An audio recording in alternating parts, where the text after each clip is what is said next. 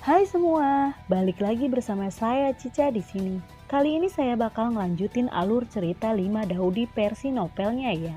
Dan semoga kalian suka. Oke, tanpa banyak basa-basi, yuk kita simak alur ceritanya.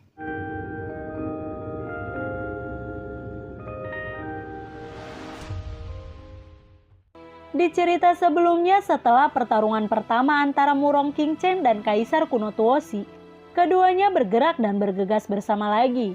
Pusat kekuatan klan Xiao, kuil Dewa Perang, Papiliun Phoenix, Papiliun Tianshui, dan banyak kekuatan lainnya semuanya mundur satu demi satu, bersembunyi di kejauhan untuk menyaksikan pertempuran antara Kaisar Kuno Tuosi dan Murong Qingchen.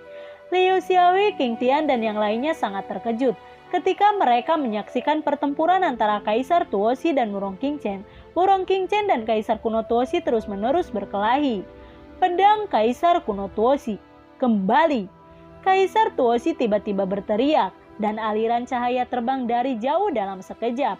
Pedang panjang yang sederhana muncul di tangan Kaisar Kuno Tuosi, susunan meteorit.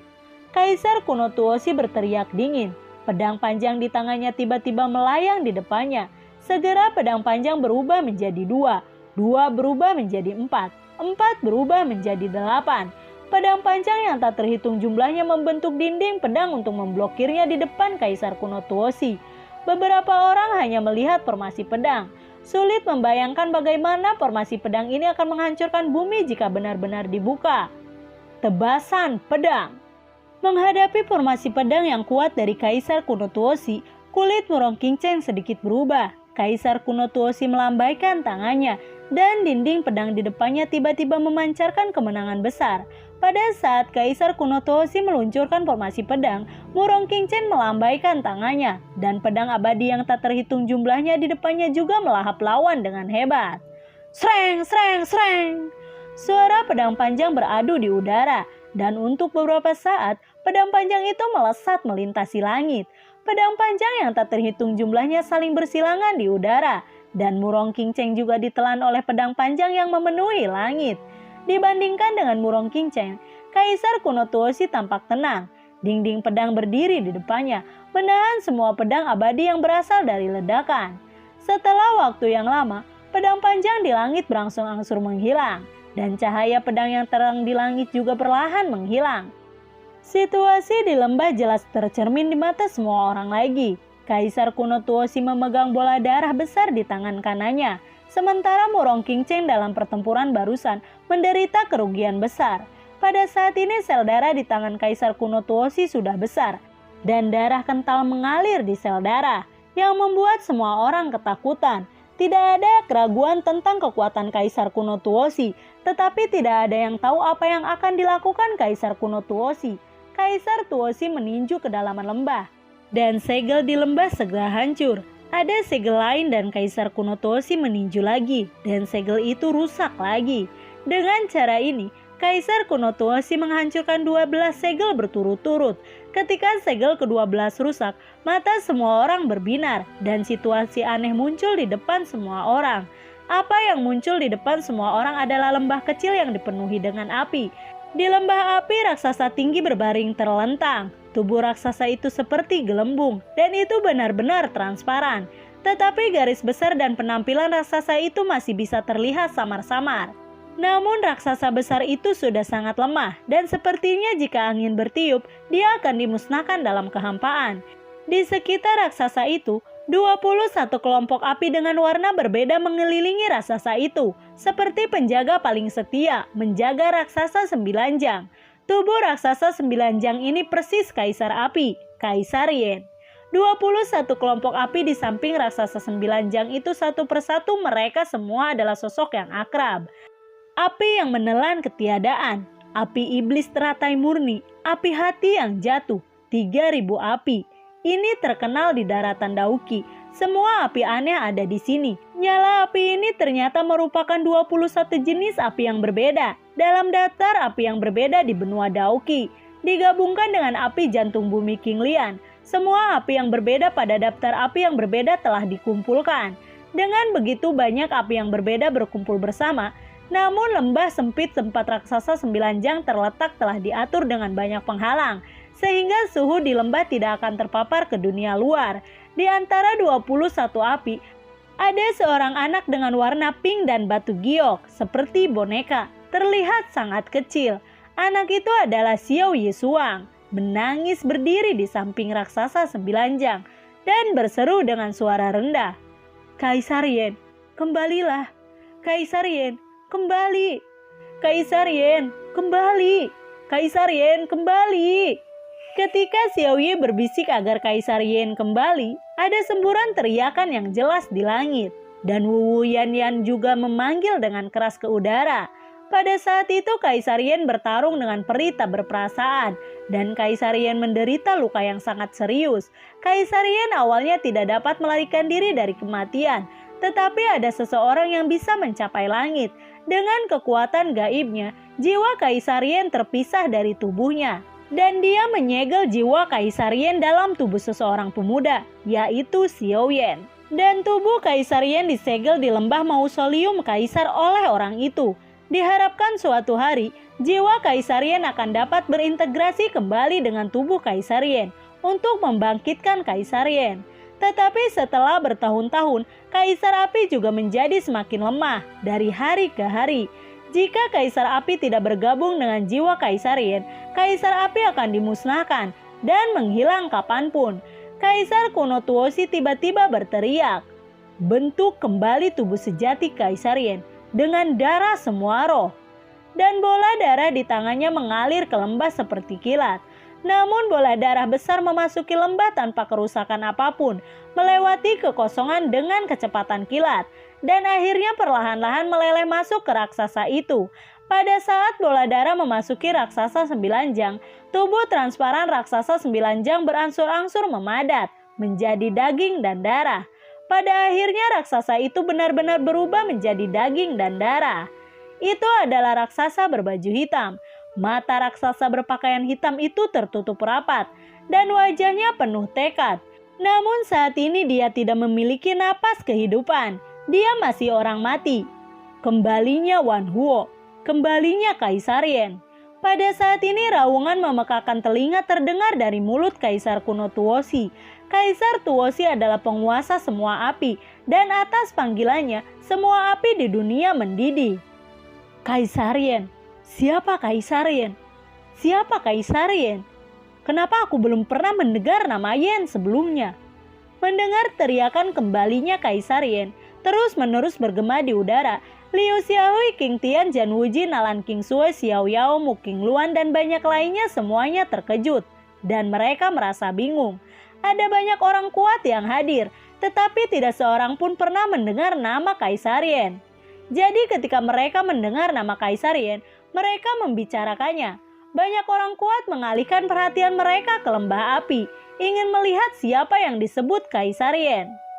Ketika semua orang mengalihkan perhatian mereka ke raksasa 9 jang di lembah, Kaisar kuno Tuosi berteriak lagi, "Kembalinya semua api, kembalinya Kaisar Yan. 23 dari daftar api yang berbeda, Suang Huangyan, kembali ke tempatmu. 20 detik dari daftar api yang berbeda, api semua binatang, kembali ke tempatnya. Yang ke-21 dari daftar api yang berbeda. Yang ke-19 dari daftar api yang berbeda, api jantung bumi King Lian, kembali ke tempatmu. Yang ke-7 dalam daftar api yang berbeda, Jiao Yao Jian Zhuo Huo, kembali ke tempatmu. Yang ke-6 dalam daftar api yang berbeda, 8 desolasi menghancurkan Yan, kembali ke tempatmu. Yang ke-5 dalam daftar api yang berbeda, nyala api kehidupan, kembali ke tempatmu. Nomor 4 di daftar api yang berbeda, Kaisar Jin, Fen Tianyan, kembali ke tempatmu. Saat suara paksaan Kaisar Tuosi jatuh, nyala api warna-warni yang mengelilingi tubuh raksasa itu mengalir ke tubuh raksasa satu persatu. Saat api mengalir ke tubuhnya, napasnya dengan cepat naik. Kecepatan napasnya membuat banyak praktisi di ruangan itu terkejut. Melihat gerombolan api memasuki tubuh raksasa, aura di dalam raksasa meningkat tajam. Saat Kaisar Emas Pentian memasuki tubuh, aura raksasa telah mencapai puncak Dauseng. Melihat pemandangan aneh di depan mereka, Liu Xiaohui, King Tian, dan banyak lainnya semuanya terkejut. Yang ketiga dalam daftar api yang berbeda, Jinglian Yao Huo, kembali ke tempatmu. Saat teriakan Kaisar kuno Tuosi terdengar lagi, Xiao Ye dengan bersemangat membuat beberapa suara. Ya, dan kemudian bergegas ke tubuh raksasa itu. Pada saat api iblis Jinglian memasuki tubuh raksasa itu, napas raksasa itu melonjak lagi, langsung mencapai level Daudi.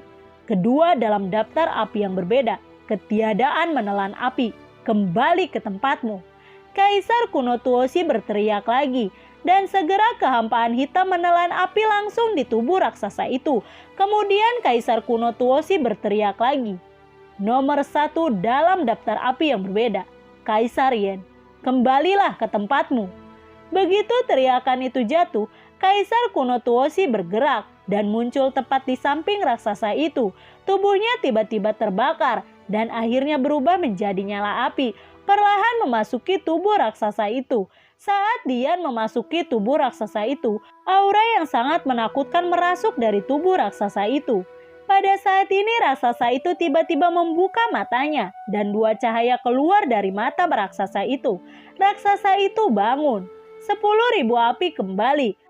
Kaisar Yen kembali. Kaisar Yen dari benua Dauki akhirnya dibangkitkan. Ini adalah Kaisar Yen yang asli dan ini adalah Xiao Yan yang asli. Tubuh Xiao Yan dan jiwa Xiao Yan akhirnya menyatu. Pada saat ini penampilan Xiao Yan sama persis dengan ketika dia pertama kali datang ke benua Qi asal. Tetapi kekuatannya jauh lebih kuat daripada ketika dia pertama kali datang ke benua Qi asal. Xiao Yan berdiri perlahan dan kemudian tubuh besarnya perlahan menjadi lebih kecil dan akhirnya menjadi penampilan normal.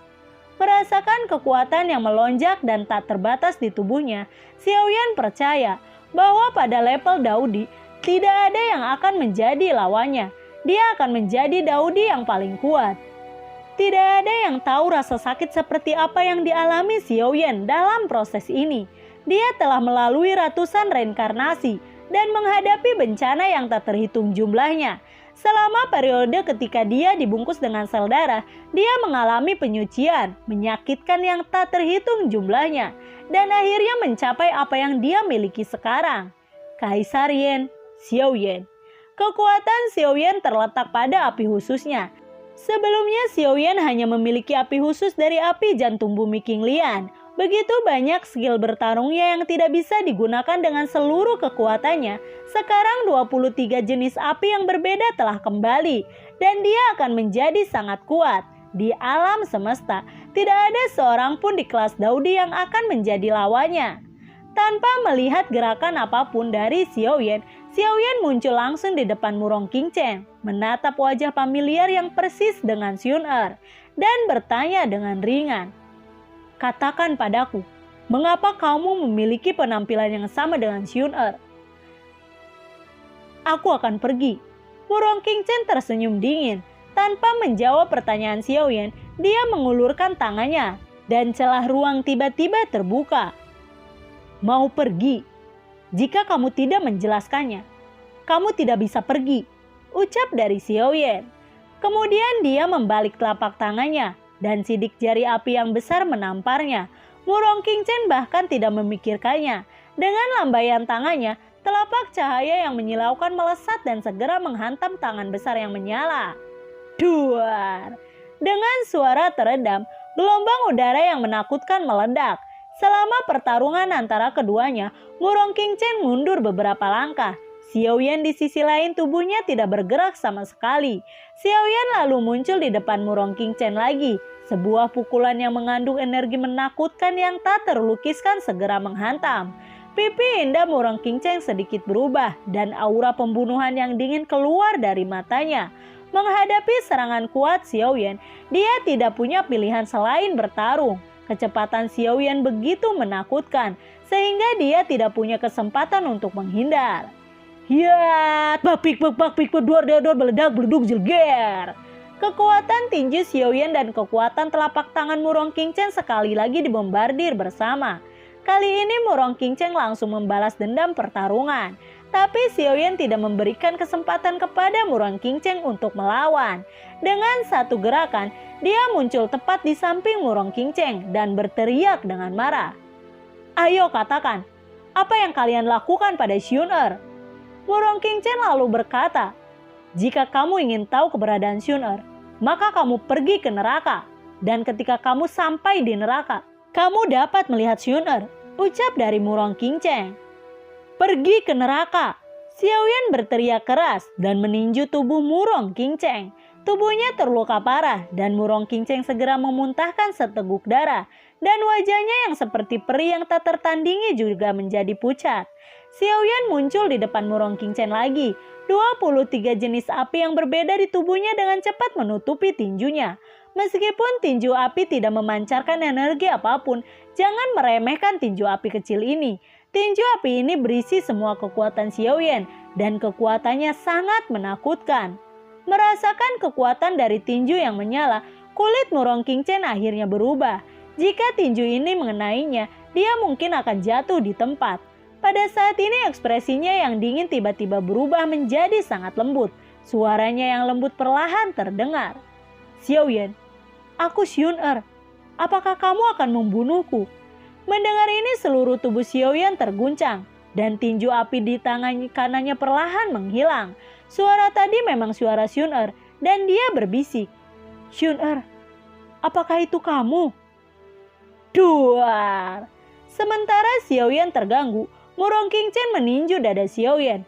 Dadanya dipukul dengan keras dan Xiaoyan menyemburkan seteguk darah. Xiaoyan segera bangun mengetahui bahwa dia baru saja dibodohi dan segera berteriak dengan marah, "Pergi ke neraka!" "Xiaoyan." Namun saat ini suara Xun-Er muncul lagi. Sosok Xiaoyan juga stagnan, tetapi kemudian suara dingin Murong Qingcheng terdengar lagi. "Bunuh saja, jika kamu tidak peduli dengan hidup atau mati Xun-Er." Suara mengancam Murong Qingcheng terdengar perlahan. Dan kemudian suara tak berdaya Xun-Er terdengar lagi. "Xiaoyan, selamatkan aku. Xiaoyan, aku sangat kesakitan. Apakah kamu akan membunuhku?" Setelah suara Xun-Er, suara Murong Qingcheng bergema penuh kemenangan lagi. "Cepat bunuh. Mengapa kamu tidak membunuhku?" "Xiaoyan, aku sangat kesakitan. Selamatkan aku." "Bunuh aku." "Xiaoyan, selamatkan aku." "Bunuh." "Xiaoyan, selamatkan aku."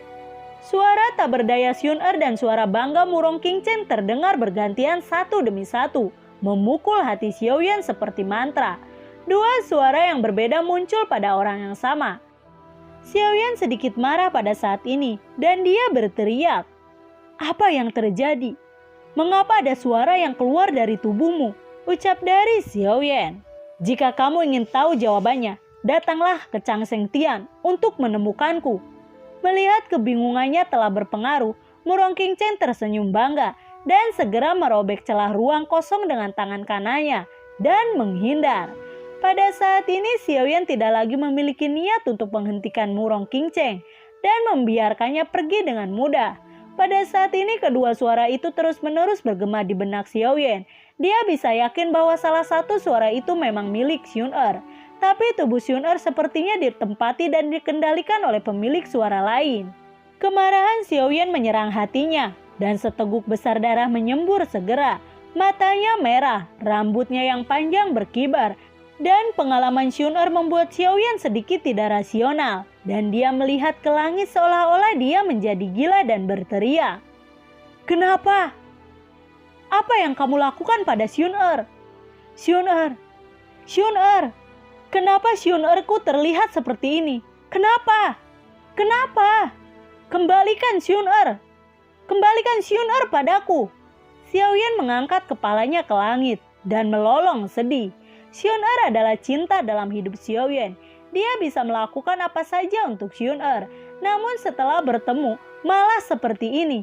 Ini membuatnya tidak dapat menerima. Pada saat ini Xiaoyan hancur dan menanggung siksaan 10.000 semut yang memakan hatinya. Lalu, bagaimanakah kelanjutan ceritanya? Nantikan video Cica selanjutnya ya. Bagi kalian yang suka akan alur cerita yang Cica bawain, kalian bisa like, komen, share ke teman-teman kalian ya. Cica ucapin terima kasih juga buat kalian yang udah mensupport Cica lewat link Saweria di bawah kolom deskripsi. Dan semoga sehat selalu ya buat kalian. Cica mohon pamit dan assalamualaikum. Dadah.